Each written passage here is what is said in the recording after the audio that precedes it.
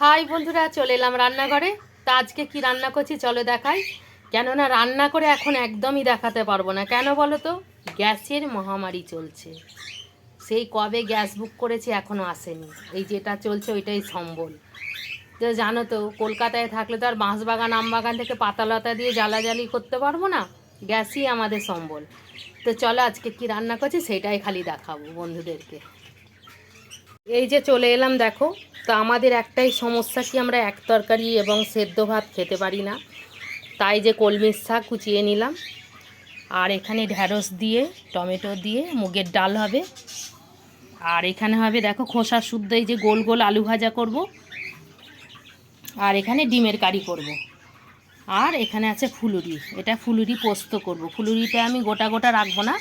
এই যে দেখো, তোমাদেরকে দেখানোর জন্য আমি একটা কেটে নিয়েছি। এরকম আর্ধেকটা করে কেটে নিয়ে আমি পোস্তটা করব। তো ফুলুরিটা আমি ভাজবো না, যেহেতু ভাজাই আছে। তো ফুলুরিটা আমি কি করে রান্না করব সেটাই খালি তোমাদেরকে বলছি। তো আমি বেশি করে পোস্ত বাটবো, যার যতটা দরকার সে ততটা বাটবে। কাঁচা লঙ্কা রসুন দিয়ে পোস্তটা আমি বাটবো। আর পেঁয়াজ কুচিয়ে নেব। পেঁয়াজ কুচিয়ে, পাখিগুলো আমাকে খুব ডিস্টার্ব করে। ঘরে ভিডিও করলে আমার যেন পাখির জন্য অস্থির লাগে। আমি কথা যত বলবো ওরাও তত চেঁচাবে। তো পেঁয়াজ কুচিয়ে ফোড়নে দিয়ে দেবো কালো জিরে, শুকনো লঙ্কা ফোড়নে দেবো। তারপরে পেঁয়াজটা দিয়ে দেবো। পেঁয়াজটা লাল লাল হয়ে ভাজা হয়ে আসলে দিয়ে দেবো টমেটো, একটা ছোট টমেটো দেবো।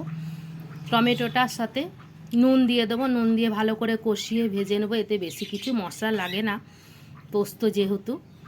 তো হচ্ছে কি, সামান্য একটু মানে জিরে গুঁড়ো দেব। আর হচ্ছে কি, আর অন্য কিছু দেব না।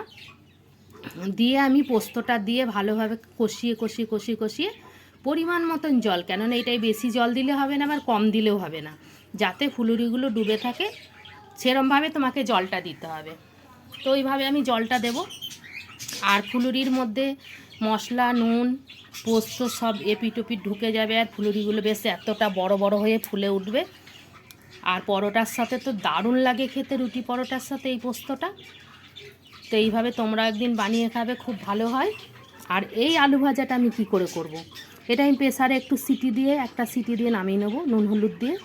তারপরে কড়াই বেশ কিছুটা তেল দেব। তেল দিয়ে আমি এটাতে একটু পোস্ত ভেজে তুলে রাখবো। তারপরে ফোড়নে দেবো, 5 ফোড়নে দেবো, শুকনো লঙ্কা দিয়ে আলুটা দিয়ে দেবো। আর নুন হলুদ তো দেওয়াই আছে, যদি দরকার হয় একটু নুন দিয়ে দেবো।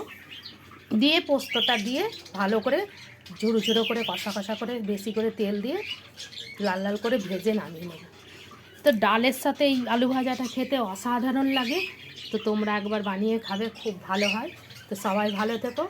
আর তোমরা কে কী রান্না করছো আমাকে জানিও। আজকের দুপুরের মেনুটা আমার কেমন হচ্ছে আমাকে জানিও। পাশে থেকো, পাশে পাবে। সবাই ভালো থেকো, টাটা।